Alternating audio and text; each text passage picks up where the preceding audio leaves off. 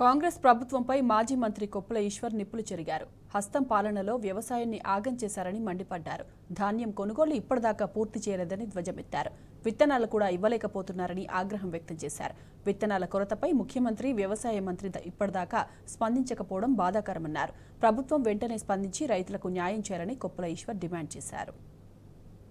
చాలా పెద్ద మొత్తంలో బదనాం చేసినటువంటి కాంగ్రెస్ నాయకులు, మరి ముఖ్యంగా జగిత్యాల జిల్లాకు సంబంధించినటువంటి గౌరవనీయులు జీవన్ రెడ్డి గారు, ఇప్పుడున్నటువంటి విప్గా ఉన్నటువంటి ధర్మపురి శాసనసభ్యులు ఆనాడు దారుణంగా నన్ను కావచ్చు, మా సంజయ్ కుమార్ గారిని కావచ్చు, జిల్లాలో ఉన్నటువంటి ఎమ్మెల్యేలను, ప్రభుత్వాన్ని దారుణంగా బదనాం చేశారు.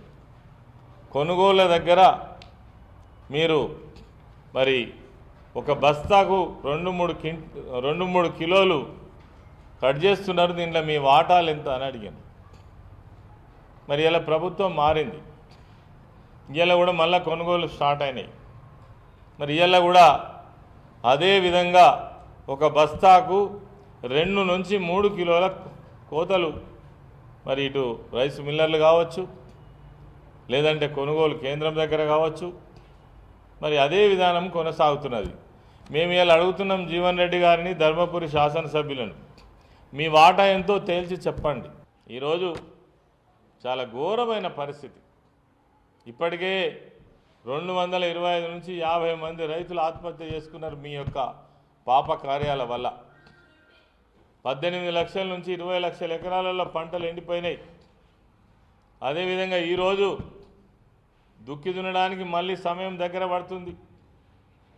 పచ్చిరొట్ట విత్తనాల కోసం మీ సొసైటీల దగ్గర పడికాపులు కాస్తున్నారు. ఏవైతే జీలుగు, జనుము విత్తనాల కోసం మరి రైతులు వచ్చి లైన్లు కట్టి మళ్ళా వాళ్ళ ఆధార్ కార్డులు లైన్లో పెట్టేటువంటి పరిస్థితి వచ్చింది. ఇది చాలా దారుణం. ఈ 9 సంవత్సరాలు వెళ్ళినన్నా విత్తనాల కొరత ఉన్నదా జీవన్ రెడ్డి గారు చెప్పాలి. తెలంగాణ రాష్ట్ర ఆత్మ గౌరవాన్ని ఎక్కడ తుడిచివేద్దామని ప్రయత్నం చేసిన బీఆర్ఎస్ పార్టీ అడుగడుగున మేము వెంటాడతాం, ప్రజల పక్షాన నిలబడతాం. ప్రభుత్వం వచ్చిన తర్వాత రైతు బంధు పేరు మార్చి ₹1 కూడా అదనం గీయలేదు రైతు భరోసా.